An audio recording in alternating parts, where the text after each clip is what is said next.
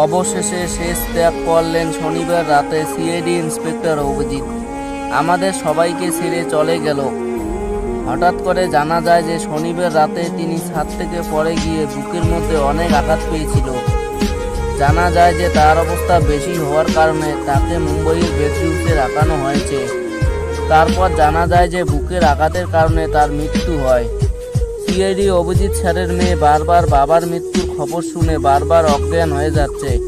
যখন অভিজিতের মৃত্যুর খবর বাড়িতে চলে আসে, তার মেয়ে এবং তার স্ত্রী বারবার কাঁদতে কাঁদতে অজ্ঞান হয়ে যাচ্ছিল। তার জন্য তার স্ত্রীকে তখন এক হসপিটালে ভর্তি করানো হয়েছিল। অভিজিৎ স্যার একজন জনপ্রিয় অভিনেতা ছিলেন। তিনি সিআইডি টিমে সবাইকে একটু একটু করে হাসাতো এবং সবাইকে খুশি রাখত। অভিজিৎ স্যার হঠাৎ করে চলে যাওয়ার কারণে সিআইডির সকল টিম ভেঙে পড়ছে। অভিজিৎ স্যারের মৃত্যুতে আপনার কতটা খারাপ লেগেছে কমেন্ট বক্সে এসে জানাবেন।